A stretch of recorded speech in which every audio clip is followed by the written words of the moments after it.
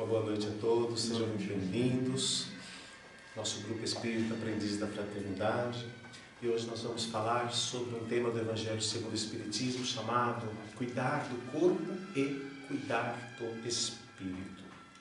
Acho que é um tema muito propício, para esse momento em que nós vivemos na Terra, em que a gente só ouve falar de pandemia e doença, como se o mundo tivesse acabado no entorno disso. Mas antes de qualquer coisa, nós vamos fazer uma prece, rogando a Deus que nos abençoe a oportunidade, que nos ampare, para que nós possamos ter o melhor aproveitamento da nossa palestra de hoje. Então, eu convido a todos que possamos fechar os nossos olhos e levarmos o nosso pensamento a Jesus, nosso mestre, nosso amigo, nosso irmão incomparável, a quem rogamos, Senhor Jesus,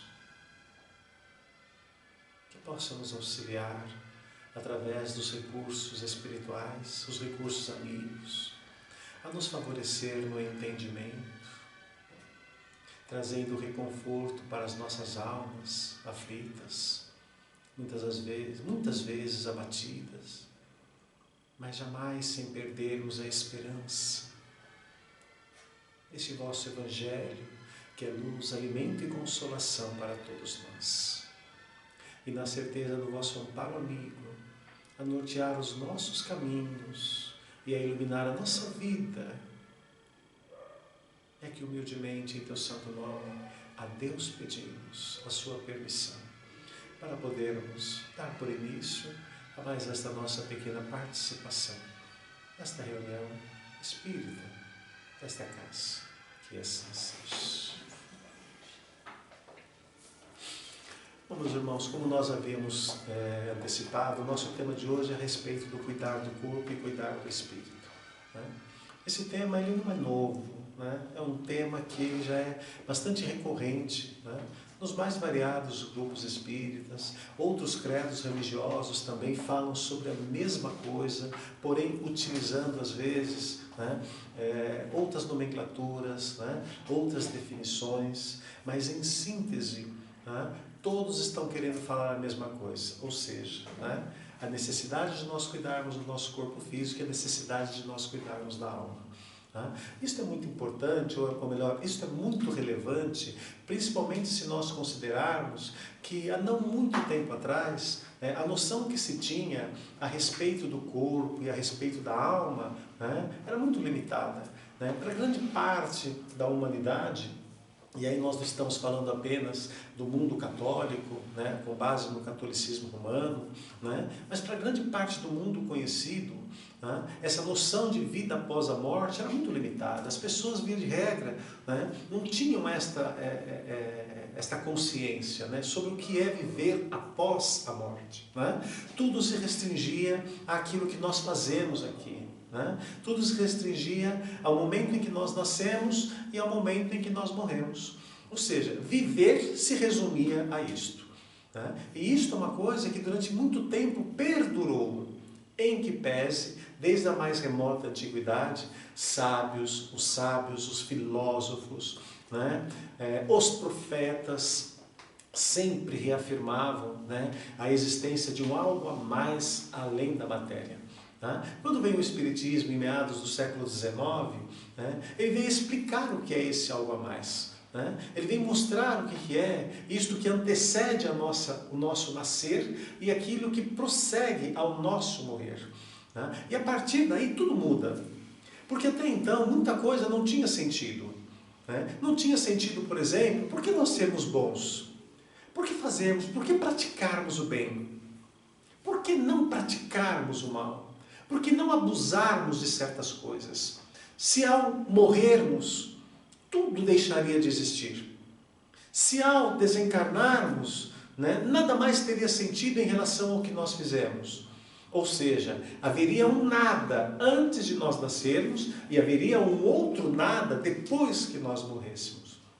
Mas aí quando vem a doutrina espírita, no século XIX, reafirmar aquela promessa de Jesus que enviaria um Consolador prometido, isso nós vamos encontrar no Evangelho de João, quando ele faz esta anunciação, né, que ele partiria, mas ele enviaria um novo Consolador, ou seja, um outro Consolador, e ele reafirmava isso partindo de qual referencial? Óbvio, do referencial de que os seus dias na terra estavam contados, né, e que haveria necessidade da continuidade. Não bastaria apenas aquilo que os apóstolos iriam fazer após a morte dele.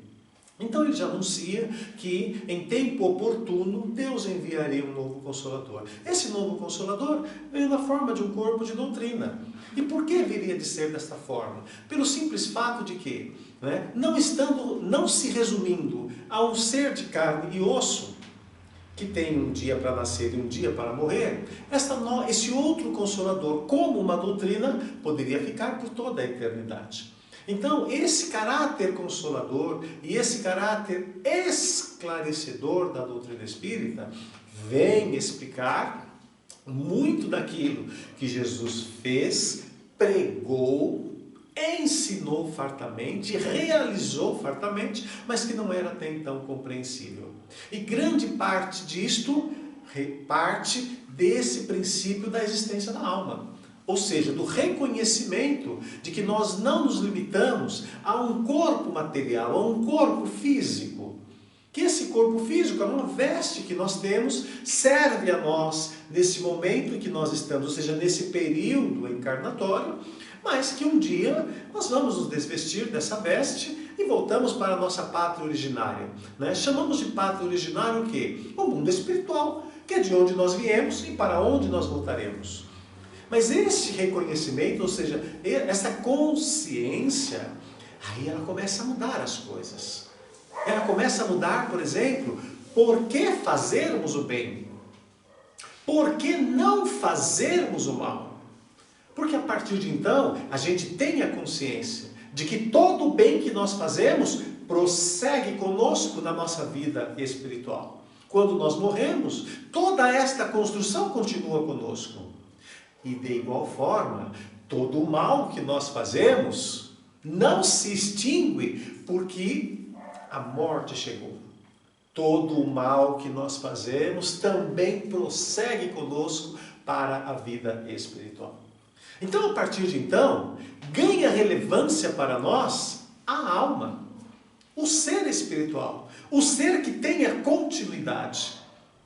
Reconhecendo a existência dessa alma e a importância, como nós como esse ser existencial, nós passamos a compreender que o corpo é uma ferramenta, é uma veste que nós emprestamos, ou que nós temos por empréstimo, mas que o ser essencial é o espírito. E nós temos que cuidar do espírito, porque a partir de então nós sabemos que tudo aquilo que nós fazemos para o outro, nós estamos fazendo para nós mesmos. E aquilo que nós deixamos de fazer para o outro, nós também estamos deixando de fazer para nós mesmos. Então, em princípio, nós teríamos o quê? Bom, se o ser principal é o ser espiritual, então o corpo é como uma veste que nós simplesmente, quando a morte chegar, ele fica lá na terra e nós não temos que nos preocupar mais com isto. Né? É como se fosse uma roupa velha que a gente se desfaz. Mas neste caso as coisas não são bem simples, não são tão simples assim. O nosso corpo físico não é como uma roupa velha que a gente se desfaz sem maior consequência. Ou seja, não é como uma roupa que a gente não tenha que ter os devidos zelos para com ele. O Evangelho nos apresenta este corpo como um vaso sagrado. E que tudo aquilo que nós fizermos com ele, nós haveremos de prestar contas a Deus por aquilo que nós deixarmos de fazer ou por aquilo que nós fizermos. Então, o cuidar não é apenas da alma, o cuidar é também do corpo. São coisas diferentes, mas que implicam uma proatividade de nossa parte. É óbvio que para cuidar da parte espiritual, tudo restringe, ou seja, tudo passa pelo campo das questões morais da vida. Os hábitos, os comportamentos, o que nós falamos, o que nós pensamos, o que nós sentimos e como nós agimos. É assim que nós cuidamos da alma. O que eu penso? Por que eu penso? O que eu sinto? O que eu faço a partir deste meu sentir? É desta forma que nós vamos ganhando consciência espiritual e nós vamos sendo mais seletivos em relação às nossas ações. Nós vamos sendo mais seletivos em relação aos pensamentos que nós abrigamos. Porque os pensamentos não são como poeira jogada ao vento que se vai. Todo pensamento que nós cultivamos, ele gera reações em nós. É uma relação intrínseca que existe entre o que eu penso, o que eu sinto e o que eu faço. Pensar, sentir e fazer. O grande problema que às vezes nós temos na vida é que nós queremos mudar ações que nós praticamos. Eu quero mudar o meu jeito de ser, mas eu não busco força suficiente para mudar o meu jeito de pensar. Vamos pegar o caso da depressão, por exemplo. É um estado físico, é uma doença. Mas eu não mudo o meu estado físico da depressão se eu não mudar primeiramente o meu jeito de pensar. Então, essa cadeia, pensar, sentir e fazer, elas estão sempre conectadas umas com as outras. Então, se nós queremos mudar comportamentos, nós precisamos compreender que nós primeiro precisamos mudar a nossa maneira de pensar. Porque o corpo e o espírito estão intimamente relacionados uns com os outros. Então eu não mudo comportamentos enquanto nós não mudarmos a nossa maneira de pensar e a nossa maneira de sentir. Então corpo e espírito, eles estão sempre entrelaçados uns com os outros. Sempre. O que eu crio na minha forma de pensar e o que eu alimento na minha forma de pensar vai gerar inevitavelmente uma forma de sentir o mundo. E a forma como eu sinto o mundo é a forma como eu me comporto perante o mundo. Então, se eu quero mudar meu comportamento perante o mundo, eu preciso mudar a minha maneira de pensar e a minha maneira de sentir o mundo. Nós não fazemos uma coisa se nós não mudarmos todo este canal. Então, quando nós falamos sobre cuidar do corpo e cuidar do espírito, é porque o que se faz com um reflete-se no outro. Mas o reverso também é verdadeiro. Nós estamos falando que este corpo físico, ele é o nosso instrumento enquanto nós estamos encarnados. Então vamos pegar um exemplo de um médico cirurgião. Ele pode ser o mais exímio cirurgião desta terra. Mas se eu der para ele um bisturi cego, ele poderá exercer o seu ofício com toda a expertise que ele tenha. Ele poderá fazer as incisões com a precisão que ele necessitaria, tendo à mão um bisturi cego. Não poderá. Mas ele é um exímio cirurgião, mas o instrumento é inadequado. Essa relação é muito parecida com o que acontece conosco. Nós podemos ser e podemos trazer do nosso ser espiritual as melhores expertises, as melhores condições, as melhores virtudes. Mas se o nosso corpo físico estiver como aquele bisturi cego, nós não conseguiremos realizar o que nós precisamos e poderíamos realizar na vida. Então significa que esse ser espiritual que somos nós, para que nós possamos realizar bem e tudo aquilo que nós podemos fazer enquanto nós estamos nesse mundo material, nós precisamos ter o nosso corpo em condições de realizar. Não adiantaria nós termos toda a ciência do mundo se nós não tivermos, por exemplo, as condições de aplicar esta ciência. Daí nós dizermos que corpo e espírito precisam estar absolutamente alinhados uns com os outros. E por que esse assunto é tão relevante nesse momento em que nós vivemos hoje? Porque nós vivemos um momento na Terra em que realmente, como nós falávamos ao princípio, é como se tudo tivesse, ou como se tudo se resumisse a partir de então, num simples vírus. De repente, esse vírus que se apresentou, agora nos tempos mais recentes, é como se ele fosse, ou como se ele resumisse todo o mal para a humanidade. humanidade. E muita gente acredita exatamente nisto. Mas nós não paramos para pensar que na história da humanidade, né, aparecerem vírus e aparecerem pandemias, isso não é novidade. Vírus e pandemias sempre ocorreram. A questão maior é em que razão ou em que medida isto se apresenta para nós.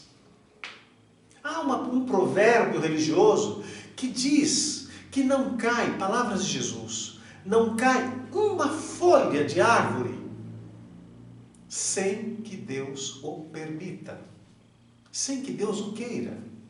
Então a pergunta que nós nos fazemos é, bom, se nós acreditamos em Deus, e todos nós falamos que nós acreditamos em Deus, se nós acreditamos que Deus é um Pai de amor, bondade, que nos ama infinitamente, se nós acreditamos em tudo isso e dizemos que nós temos fé, como nós conceberemos uma pandemia que se apresenta à nossa vida e nós maldizemos esta pandemia, desconsiderando então aquelas palavras de Jesus que não cai uma folha de árvore sem que Deus o permita?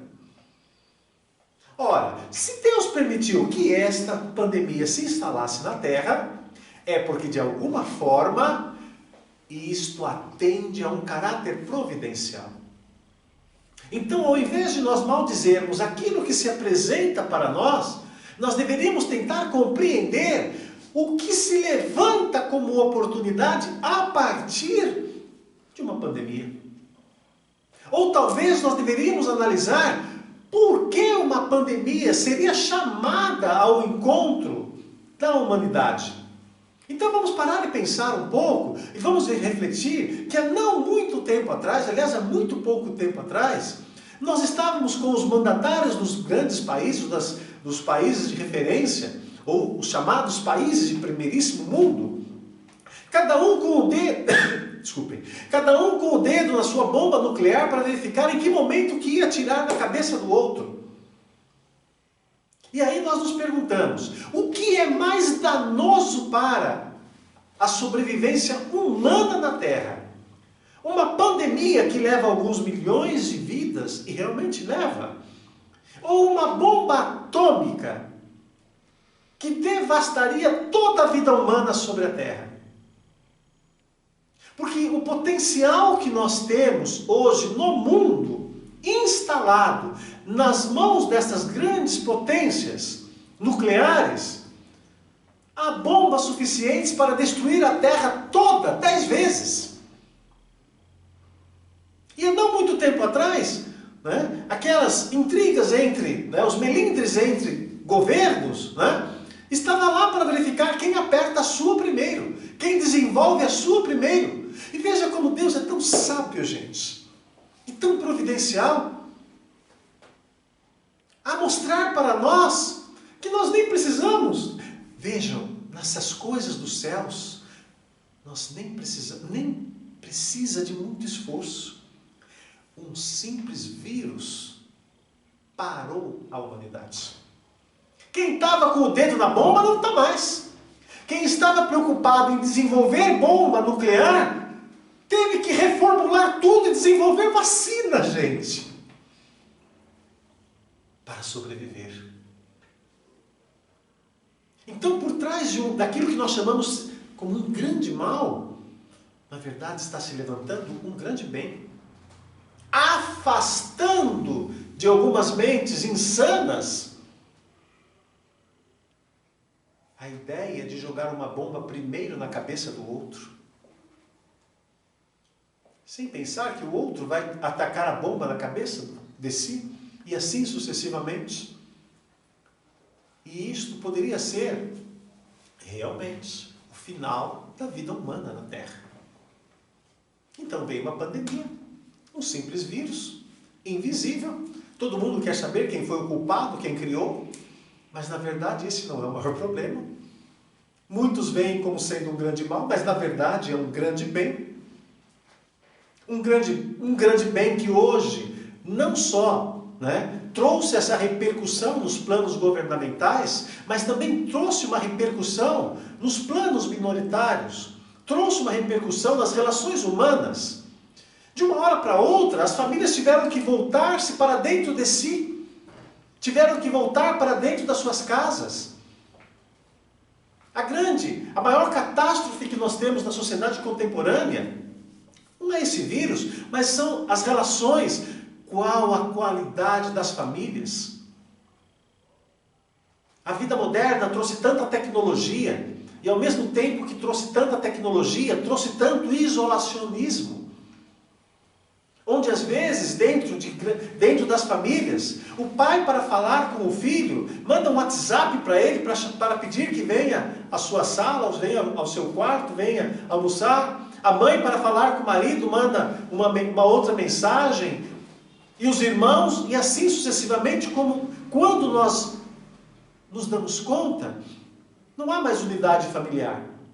Há um agrupamento de pessoas distantes entre si, que se comunicam pelos recursos de tecnologia. Ou seja, ao invés de nós potencializarmos o fator de união entre as famílias, foi exatamente o contrário. As famílias estavam cada vez mais distanciadas umas das outras. Os membros estavam cada vez mais distanciados uns dos outros. E o distanciamento gera indiferença. E a indiferença gera o quê? Ruptura dos laços. Então isso mostra para nós que, a partir do momento que esse vírus se instalou, o primeiro resultado foi o quê? As pessoas tiveram que voltar para dentro da mesma casa. Tiveram que trabalhar juntos. Os pais passaram a ver os filhos, que muitos não viam mais. Os pais passaram a ter que participar da educação dos filhos, que a maioria havia terceirizado. Porque levava o filho na escola de manhã, ia buscar de noite, ou quando chegava, não sabia o que fez, o que deixou de fazer. E esta é a realidade das famílias no mundo em que nós vivemos. Se comeu, se não comeu, terceirizamos a educação dos filhos através dos professores da escola, através das babás, dos auxiliares que cuidavam deles, priorizando o ganho. Aí vem o vírus e destrói tudo isso. E é por isso que os consultórios hoje estão repletos, os consultórios de psiquiatria, de psicologia, repletos de pessoas que estão ali buscando orientação, porque não sabem como encarar tudo isso. Porque não estavam preparados para esta realidade. Por quê?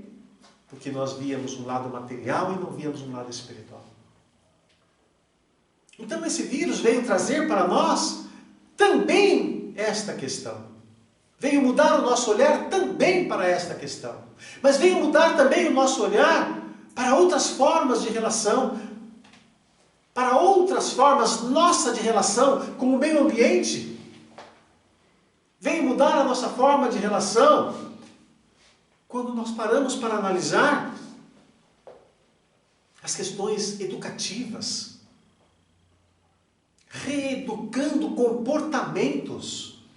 E aí nós fazemos um link com essa história de cuidar do corpo.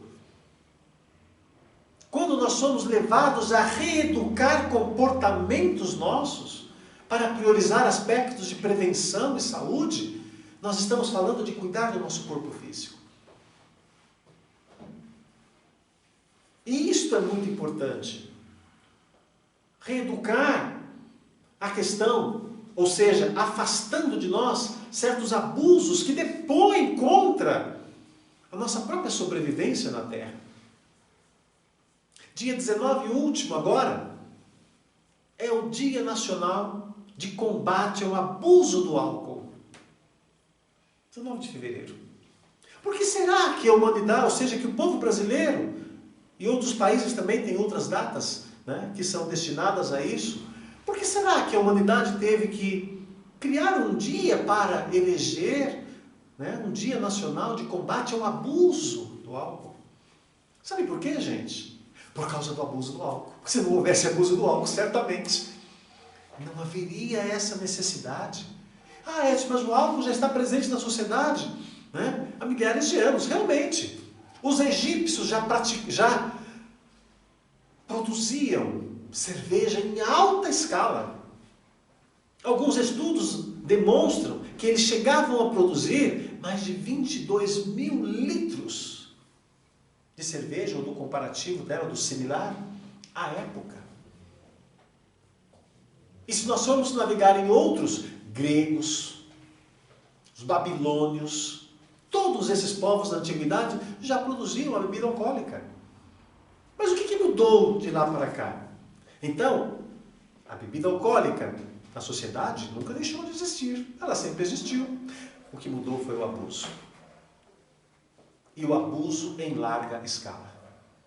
Sabe-se hoje que mais de 60% dos acidentes automobilísticos envolvendo jovens da idade de 18 a 30 anos têm o componente direto ou indiretamente do álcool. Nós estamos falando em mais de 60% dos acidentes automobilísticos envolvendo essa faixa etária. A realidade, meus amigos, é que o álcool não é um problema apenas por essas questões que podem ser adversas na nossa relação humana. Ele também é um problema porque, a partir do momento que nós reconhecemos que a alma existe e que depois da morte, esta alma continua do outro lado da vida, todos os vícios e comportamentos inadequados que nós cultivamos na terra, nós carregamos para o outro lado da vida. Então, quando nós vamos a uma reunião mediúnica, nos centros espíritas, e nós ouvimos o depoimento dos espíritos que desencarnaram com problemas do álcool, não pensem que a morte os transformou. Eles continuam tão dependentes quanto estavam na terra. E arrastando a sua dependência e todas as decorrências dessa doença na vida espiritual. Isto implica que, se durante a sua vida material ele tivesse encontrado os recursos auxiliativos para se desprender dos seus vícios, seja os vícios do álcool, os vícios das drogas e outras formas de viciação, certamente, quando ele chega na vida espiritual, ele não chega levando esses vícios. Porque a morte não extingue os vícios e os comportamentos inadequados que nós imprimimos no nosso corpo físico. E pior, muitos casos, ou os casos mais graves dessas viciações, muitas vezes a gente desencarna com essa viciação, vai para o mundo espiritual, chega no mundo espiritual como espíritos viciados, e quando nós reencarnamos no futuro, trazemos as sequelas dessas viciações para o nosso novo corpo físico. É aí que nós vamos encontrar na bibliografia médica casos de crianças que já nascem portadoras de cirrose hepática, sem que tivessem nenhum contato com o álcool, até porque ainda eram bebês. Como você vai explicar isso? Se não a partir do que esse espírito fez e vivenciou em encarnações do passado. Então, quando nós falamos do empenho e do esforço que nós devemos fazer para nos desgarrar das viciações que nós cultivamos ainda na Terra, é porque essas viciações prosseguem conosco para a vida espiritual e nós poderemos levar as sequelas delas para as nossas novas existências materiais, quando nós reencarnarmos. Então, na verdade, lutar contra essas questões não é simplesmente um aspecto de moral religiosa, mas é um ato de inteligência. Porque se eu sei que lá na frente eu não precisarei passar a partir do comportamento que eu adquiri aqui, então significa que é um ato de inteligência nós movermos todos os esforços para podermos nos desgarrarmos de certas viciações da nossa vida presente. E não são só viciações materiais não, gente. São viciações, todas as formas de viciações, até mesmo viciações morais. Né? Tudo o que nós fazemos, a gente projeta para o nosso desencarne. E muito dessas consequências desse nosso desencarne, nós podemos estar projetando para as nossas novas existências, ou seja, para quando nós reencarnarmos. Por isso eu dei o exemplo de crianças que já nascem, muitas das vezes, portadoras de graves processos de cirrose hepática, crianças que já nascem com graves lesões pulmonares, crianças que já nascem com graves questões cardíacas.